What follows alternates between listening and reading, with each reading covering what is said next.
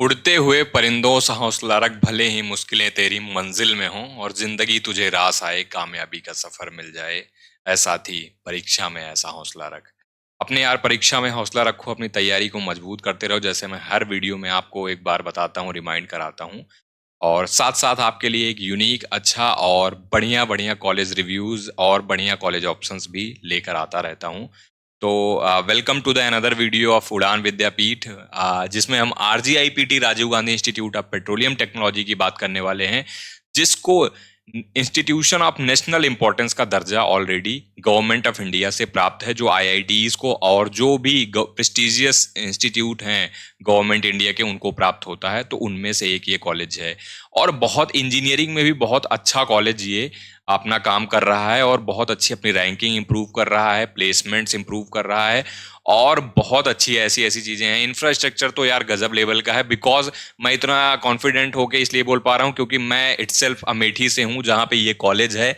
And मैंने multiple time यहाँ पे विजिट करा है, देखा है। एंड मैं जब से ये कॉलेज बना है, ग्रो हो रहा है, तब से मैं देख रहा हूँ इस कॉलेज को। एंड हम ऑब्वियसली बहुत सारे स्टूडेंट्स को हर बार कुछ ना कुछ स्टूडेंट्स वहाँ पे जाते हैं, तो वहाँ पे एक ग्राउंड रिव्यू हमको मिल रहा होता है। तो चलो आज RGIPT के बारे में बात करने वाले हैं और बात करते हैं फटाफट। और जो लोग भी नए हो या जिन लोगों ने भी अभी तक सब्सक्राइब नहीं करा है, सब्सक्राइब का बटन दबा लो यार, क्योंकि यहाँ से लेकर के काउंसलिंग तक आपकी पूरी हेल्प होने वाली है इस चैनल के थ्रू। और नीचे डिस्क्रिप्शन में जो ग्रुप है, व्हाट्सएप ग्रुप, वो जरूर ज्वाइन कर लेना, क्योंकि वहां पे हम सारी इंपॉर्टेंट अपडेट कर रहे होते हैं।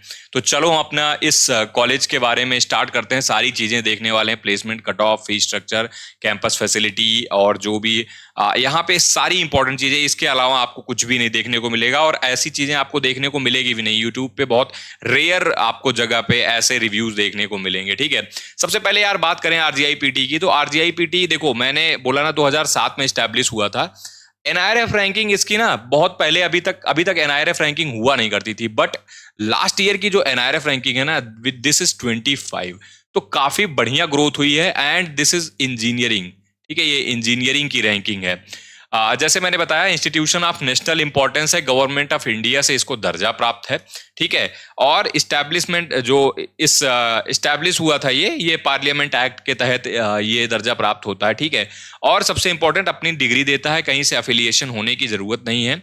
साथ साथ यार सबसे इंपॉर्टेंट मुझे सबसे अच्छी बात ये लगी ना कि इनका इंडस्ट्री सपोर्ट और कोलेबोरेशन जो है, वो सारा ही इंडियन ऑयल से, भारत पेट्रोलियम से, HP से, ONGC से, भेल से, आप देखो यहाँ पे लिस्ट है, तो लगभग सारे बड़े जो भी इंडस्ट्रीज हैं वहां से है। और IITs से, इवन फॉरेन यूनिवर्सिटीज से भी इनका कोलेबोरेशन है, ठीक है। यहाँ पे तो ये चीज बहुत अच्छी है इस कॉलेज की, यही इसका एक ग्रोथ का रीजन है, ठीक है।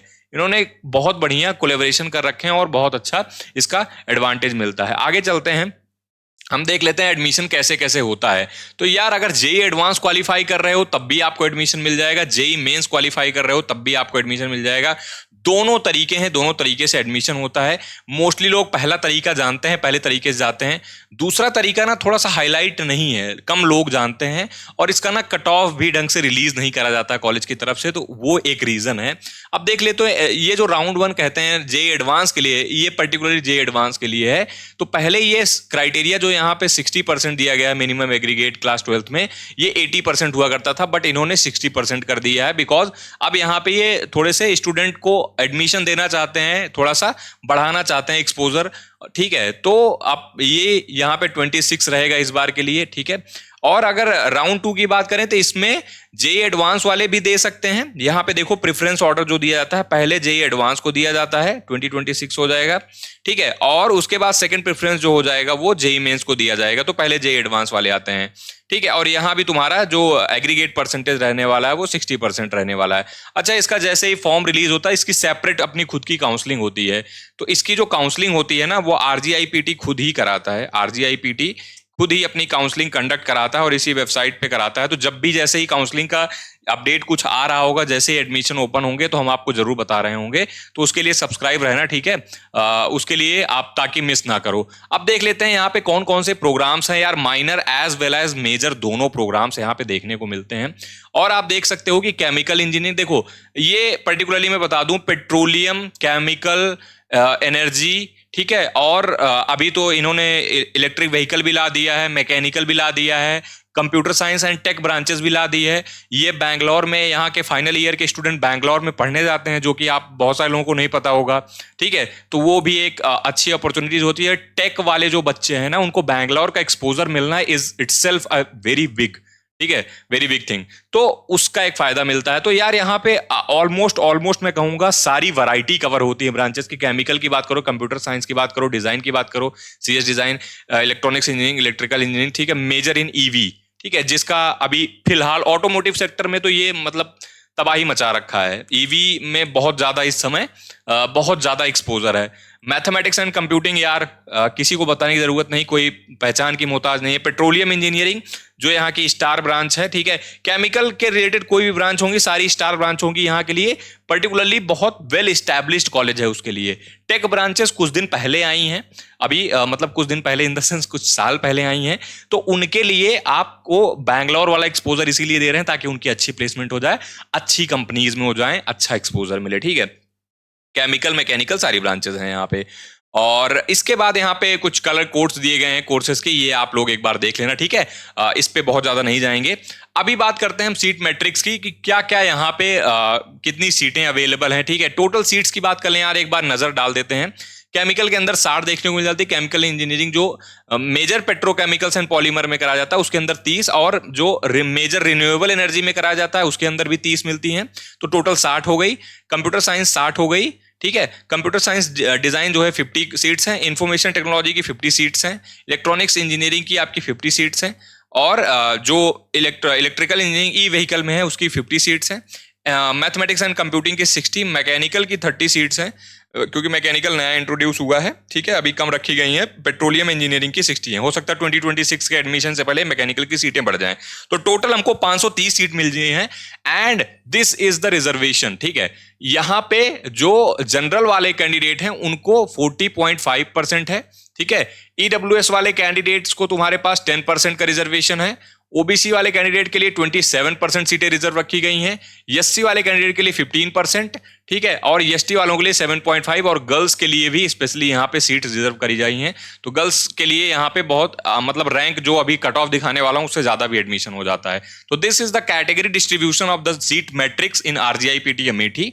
आगे चलते हैं, आगे देखते हैं, एनआईआरएफ डेटा के ऊपर नजर डालते हैं। यार अब एनआईआरएफ डेटा अगर मैं थोड़ा ध्यान से देखूं ना, तो 3 साल का यहाँ पे डेटा दिया गया कि कितने नंबर ऑफ स्टूडेंट यहाँ पे जो है इनरोल हुए थे, ग्रेजुएट हुए थे, और कितने नंबर प्लेस हो गए, और कितने लोग यहाँ पे हायर स्टडीज के लिए गए। जब मैं डेटा ध्यान से देख रहा था तो 108 स्टूडेंट यहाँ पे क्या है, ग्रेजुएट हुए हैं, जिसमें से 79 स्टूडेंट प्लेस हो गए हैं, और 29 स्टूडेंट कहाँ चले गए हैं, वो हायर स्टडीज के लिए चले गए हैं। अगर इसका सम करोगे तो आपको 108 मिलेगा, मतलब लगभग 100% प्लेसमेंट। ये डेटा इन्होंने एनआईआरएफ को यानी कि गवर्नमेंट को सबमिट करा है। अगर इस 2022-23 वाले सेशन की बात करें तो 121 बच्चे ग्रेजुएट हुए थे, 83 स्टूडेंट प्लेस हो गए थे, और 38 स्टूडेंट तुम्हारे चले गए थे कहां पे, हायर स्टडीज के लिए। तो अगर इसका भी सम करोगे तो आपको 121 देखने को मिल जाएगा। और सिमिलरली आप 2023 और 24 वाले सेशन की बात करोगे तो 82 स्टूडेंट यहां पे प्लेस हुए हैं, 75 यहां पे स्टूडेंट जो है हायर स्टडीज के लिए गए हैं, और 157 स्टूडेंट टोटल थे। तो विच इज ऑल्सो 100%। इसको ऐड करोगे तुमको 157 मिल जाएगा। तो यार 100% के अप्रोक्सीमेट यहाँ पे जो डेटा इन्होंने शो करा है उसके हिसाब से प्लेसमेंट है, ठीक है, इन वाले सेशंस की, जिन सेशंस की मैं यहाँ पे बात कर रहा हूं। अब आगे चलते हैं, देख लेते हैं कि एडमिशन की फीस। यार देखो, फीस थोड़ा ऑब्वियसली महंगा है, क्योंकि यार इतना बढ़िया इंफ्रास्ट्रक्चर तुम्हें देता है, आईआईटी लेवल का इंफ्रास्ट्रक्चर रहता है, इवन बहुत सारे आईआईटी से भी बेटर इंफ्रास्ट्रक्चर देता है, ठीक है। लोकेशन की बात करूं तो लोकेशन ऐसी जगह है, बाहर आपको बहुत कुछ नहीं मिलेगा, लेकिन अंदर आपको बहुत सारी चीजें देखने को मिल जाएंगी। तो कैंपस के बाहर ऐसा बहुत लेविश लाइफ स्टाइल नहीं देखने को मिलेगी। तो जो लोग लालच में आ रहे हैं कि बाहर भी बढ़िया है, तो बाहर उतना बढ़िया नहीं मिलेगा, लेकिन आपको वो सारी चीजें मिल जाएंगी। बट मैं जो इंपॉर्टेंट चीजें हैं जिस पे आना चाह रहा हूं वो आपकी फीस स्ट्रक्चर है। तो आपका अगर फीस स्ट्रक्चर की मैं बात करूं ना, सारा यहाँ पे डिटेल में पूरा एकदम बाइफरकेट करके सब कुछ दिया गया है। बट मैं तुमको बता दूं, तुम्हारी एक सेमेस्टर की फीस 1.5 लाख रुपए के आसपास होने वाली है। तुम्हारी 1 साल की फीस 3 लाख के आसपास होने वाली है।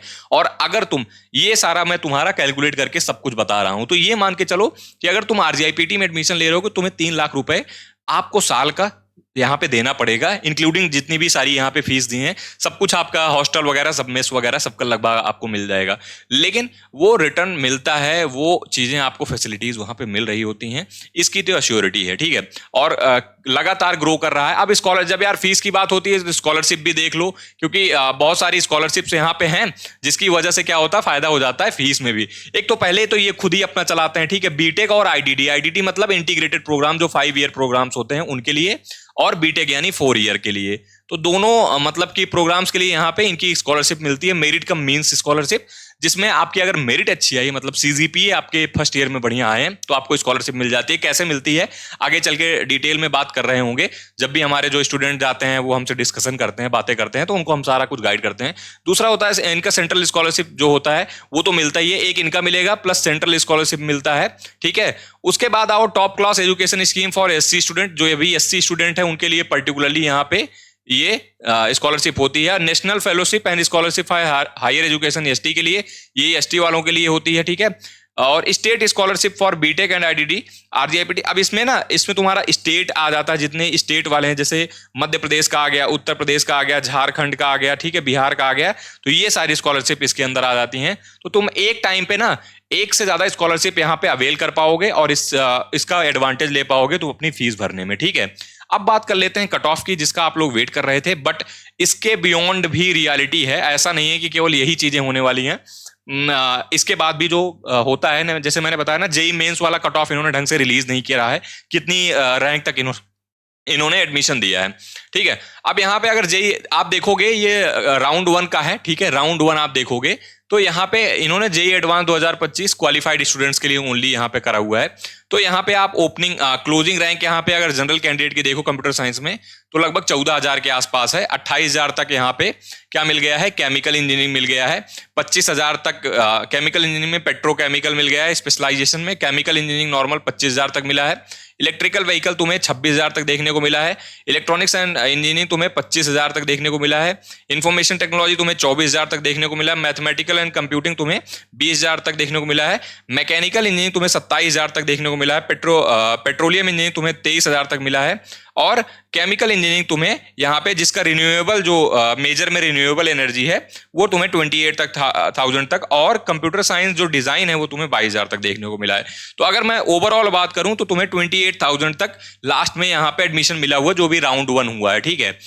ये एडवांस वाले स्टूडेंट्स के लिए क्वालिफाइड। अब यहाँ पे तुम सिमिलरली देखोगे, ओपनिंग रैंक और क्लोजिंग रैंक ईडब्ल्यूएस की लिखी हुई है, ओबीसी की भी ओपनिंग एंड क्लोजिंग रैंक यहाँ पे लिखी हुई है, एससी की ओपनिंग एंड क्लोजिंग रैंक और एसटी की ओपनिंग एंड क्लोजिंग रैंक, ठीक है। ये तो हो गया राउंड 1। राउंड 1 के इतना तवज्जो ना देते हुए राउंड 2 पे आते हैं। अब यहाँ पे राउंड 2 में यहाँ पे 0-0 इसलिए दिया गया है बिकॉज यहाँ पे सीट्स क्या हो गई हैं, फुल हो गई हैं इस ब्रांच की। तो जिस ब्रांच की सीट्स फुल हो जाती हैं उनकी अवेलेबल नहीं रहती हैं। बट लेटर ऑन मैं ये कह रहा हूं कि यहाँ ये जो ब्रांचेस आपको देखने को मिल रही ना, यहाँ पे राउंड 2 का कट ऑफ लिखा गया है ना, इसके बाद भी आपका जेई मेंस पे एडमिशन हुआ है, और हमारे जो हमने एडमिशन कराया हुआ है जेई मेंस से, वो बच्चे खुद वहां पे पढ़ रहे हैं, ठीक है। तो यहाँ पे अगर जनरल कैंडिडेट की बात करो तो आपको यहाँ पे 33,000 तक देखने को मिल रहा है। सबसे लास्ट अगर बात करें 33,000 पे आपको केमिकल इंजीनियरिंग मिली हुई है। बट दोस्त इससे ज्यादा भी आगे एडमिशन हुआ है, डोंट वरी अबाउट दैट, ठीक है। तो ये जनरल का है, ठीक है। ये जनरल ईडब्ल्यूएस का यहाँ तक आप देख सकते हो। ओबीसी का यहां से यहां देखो, ओबीसी का आपको अगर बात करें तो 10,000, 8,000, ठीक है। और अगर आप जाओगे 10,000, 7,000 ऐसे करके यहाँ पे राउंड 2 में मिला हुआ है। और ये भी डेटा जो इन्होंने दिया तो है 318 कैंडिडेट जो क्वालिफाई किए थे, बट ये भी एडवांस क्वालिफाइड हैं। अभी जेई मेन का इन्होंने दिया ही नहीं है, ठीक है। जेई मेन वाले कैंडिडेट का इन्होंने ऑफिशियल कट ऑफ नहीं दिया है। बट जैसे मैं आपको कंटिन्यूअसली बता रहा हूं कि हमें आइडिया है कि यहाँ पे ज्यादा रैंक तक मिल जाता है। तो this is all about the JEE advance वाले जो कैंडिडेट क्वालिफाइड हैं उनका कट ऑफ है। जेई मेंस वालों का कट ऑफ ऑफिशियली रिलीज नहीं करते क्योंकि थोड़ा ज्यादा रैंक तक मिलता है। और उसमें इस बार लास्ट टाइम 2025 की बात करें तो कम स्टूडेंट्स गए थे, बिकॉज सीट्स ऑलमोस्ट फुल हो गई थी। पहला राउंड बहुत सारे लोगों ने मिस कर दिया था। तो इसीलिए बोलता हूँ सब्सक्राइब रहो ना, और बेल आइकन दबा के रखना, ताकि तुमको इंपॉर्टेंट चीजें मिस ना करो। देखो प्लेसमेंट अगर बात करें ना, तो यार सबसे पहले तो बात करें यार पीएसयूज, इनके यहाँ 22% प्लेसमेंट जो होती है, 22% प्लेसमेंट वो पीएसयूज की होती है, विच इज वेरी इंपॉर्टेंट, ठीक है। बाकी अगर 77% की बात करें, 77.4 की, तो वो प्राइवेट होती है, ठीक है। प्राइवेट वाली कंपनीज आती हैं, ले जाती हैं। अब यहाँ पे इन्होंने 2025 के वो दिखाए हुए हैं, ठीक है। यहाँ पे पैकेजेस दिखाए हुए हैं। अब मैं सबसे पहले ज्यादा इधर उधर नहीं जाऊंगा, क्योंकि सीएससी नई ब्रांच है, यहाँ पे ओपन हुई थी 4 साल पहले। तो बहुत सारा डिबेट था कि सीएससी पे कैसा प्लेसमेंट होने वाला है। तो सीएससी का एवरेज प्लेसमेंट जो रहा इनका 7.38 रहा है, पहला ईयर था इनका प्लेसमेंट बैच का। और जो है मैथमेटिक्स एंड कंप्यूटिंग का 14.62 रहा है, बढ़िया रहा है, ठीक है। इलेक्ट्रॉनिक्स और सर्किटल ब्रांचेस में आप देखोगे 7.5 और 9 हाईएस्ट, रेड वाली लाइन हाईएस्ट है और येलो वाली लाइन तुम्हारी एवरेज पैकेज दिखा रही है। आईटी का तुम्हारा 10.2, ऐसे करके तुम्हारा 8.5 और 18.76 है, ठीक है। कंप्यूटर का सॉरी, हाँ, कंप्यूटर इंजीनियरिंग, ठीक है। यहां पे तुम देख सकते हो, तो तुम्हारा ये तुम्हारा प्लेसमेंट स्टैट्स रहा है आरजीआईपीटी का 2025 बैच का। अब आगे चलते हैं, आगे देख लेते हैं हम इनके जो भी और डिटेल में थोड़ा सा कितने एलिजिबल स्टूडेंट है, कितने प्लेस हुए हैं। तो एमबीए का तो हमें कोई मतलब नहीं है, एमबीए का हम क्रॉस कर देते हैं अभी फिलहाल के लिए। एमबीए भी होता है यहाँ पे, जो भी एमबीए के लिए अगर देख लेते हो तो आप देखो यहाँ पे भी 16 स्टूडेंट प्लेस हुए थे और 4 को मल्टीपल ऑफर वाले भी हैं बहुत सारे, ठीक है। यहाँ पे आप देख लेना। बट हमारा ध्यान इस पे जाता है कि एलिजिबल स्टूडेंट जो भी हुए थे, क्योंकि इनका बैच पहले क्या होता था, कम होता था, और इतने लोगों की प्लेसमेंट हुई है। तो 374 स्टूडेंट में 150 स्टूडेंट का इन्होंने प्लेसमेंट यहाँ पे दिखाया हुआ है, इनका प्लेसमेंट हुआ है। बाकी इन्होंने क्या शो करा है कि बाकी लोग क्या है, हायर स्टडीज के लिए गए हैं। तो 150 स्टूडेंट का 374 में स्टूडेंट में हुआ है प्लेसमेंट, ठीक है।